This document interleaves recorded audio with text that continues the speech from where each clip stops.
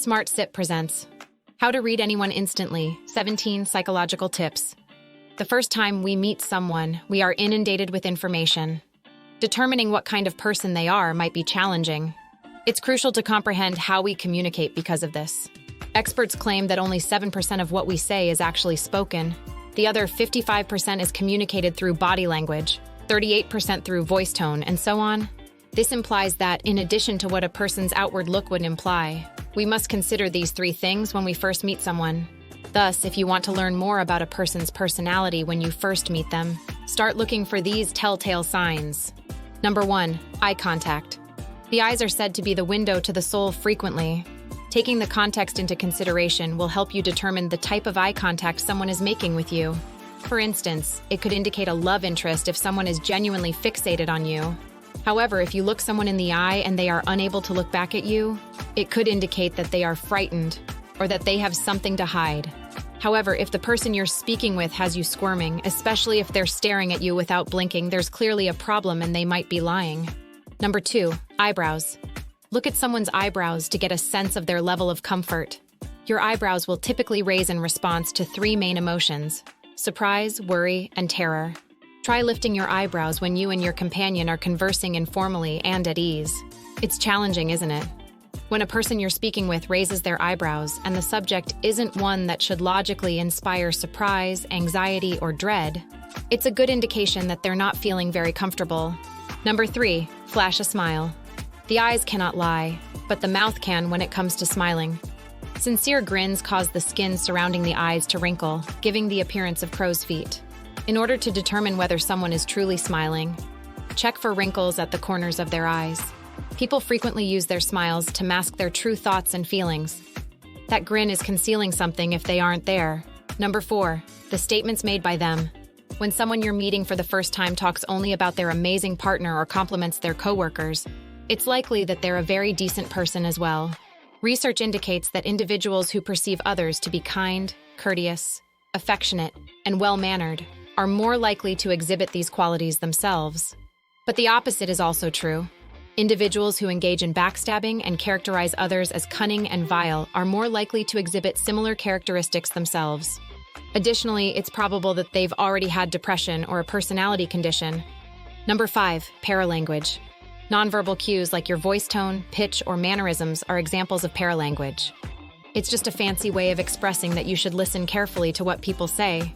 For instance, if someone is responding to you in a monotone, they are probably disinterested and unconnected to your idea. Sarcasm is another excellent example. When someone employs sarcasm, their true meaning is the exact opposite of what is expressed in their words. Thus, pay attention to how they say things and how much emphasis they place on them. It provides you with a clear indication of their actual motivations. Number 6, side glance. The body facing you and their eyes meeting yours are indicators that someone is kind and eager to meet you. Conversely, if someone you've recently met looks away to the side right away, it's a subliminal body language cue indicating they're trying to get away. Number 7, continual nodding. Usually, when someone nods, it means they agree with you. But excessive nodding could be a symptom of nervousness about being accepted. If someone nods a lot when you're speaking to them, it's a sign that you're not sure they'll be able to follow your directions or that they're anxious about your opinion of them. However, constant nodding could also be an unconscious way of telling someone to go on. This would be similar to someone who continuously touching their vehicle keys or staring at their watch. Jaw and chin. Number 8, jaw and chin. People often stroke their chins when they are attempting to decide. They could be glancing sideways, upward, or below. It's a surefire indication that they are thinking deeply. A taut jaw is an indication of tension. Whatever the individual may be saying, this suggests a significant degree of discomfort. The topic of their anxiety may be the topic of the conversation, or they may be focusing on it because their thoughts are elsewhere. Number 9, posture. You can infer certain things about someone's confidence level from the way they present themselves. Someone may be confident and feel good about themselves if they are, for instance, marching straight ahead, shoulders back, and with their head held high. But a completely different picture is created if someone is walking with a hunched-over posture and their head lowered to the ground. Although it may not always imply low self-esteem, that is the impression it leaves. Grasping hands. Number 10, massaging hands. It's said that the hands reflect the thoughts of the head. In general, rubbing one's hands together indicates that someone is feeling good about something. People typically act in this way when they are enthusiastic and full of hope for something positive to happen in the future. Number 11, handshake. One's handshake can reveal a lot about a person. Soft and floppy, they're probably a pushover or a submissive person. They seem overbearing and too harsh and stifling. Another crucial factor is the duration. Too short could suggest a disagreement, yet too lengthy would be strange. It's conceivable that they are not interested in developing a close relationship with you. It might also imply that they are pressed for time. Bending inward or outward. Number 12, do you lean inward or outward? A person is obviously interested in what you have to say if they are leaning in toward you. You might be surprised to learn that it's also a show of deference. In a conversation, it is a sign that someone wants to confide in you when they move in closer and lean in. It gives you a sense of worth and reliability. However, if someone leans back, it indicates that they are bored with the discussion, or maybe that they are uneasy for some other reason. Number 13, gripping the infant. Okay, so this one may seem odd, but it's important to know. Take note of the arm that the person holding the baby with if you are meeting them for the first time, and they are a new mother. Research indicates that content mothers typically hold their infants in their left arm. Mothers who are anxious or depressed typically carry their infants in their right arm. Crossed limbs. Number 14, arms and legs crossed.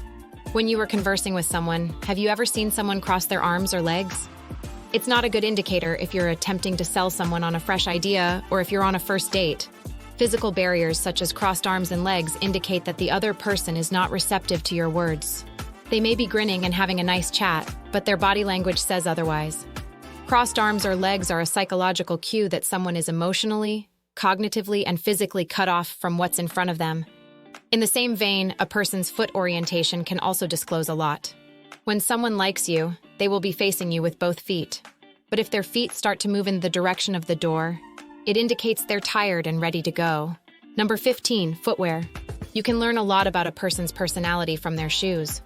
It seems that everyone has opinions regarding other people's shoes, and research indicates that these opinions are usually true. Those that are anxious will wear brand new or immaculate shoes. Personable types will don sensible footwear. Calm individuals tend to wear uncomfortable shoes. Aggressive individuals also don ankle boots. Simply glance at your own footwear. Are they compatible with your personality type? The whole look.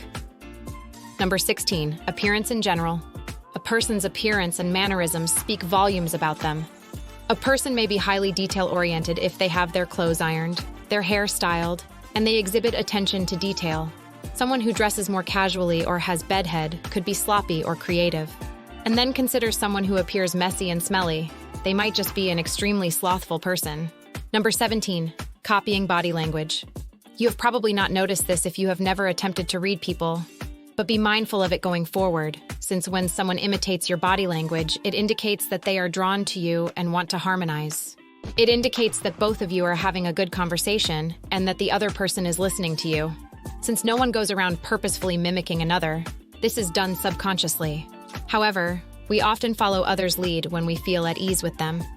A few of us are rather adept at interpreting the cues that individuals give off.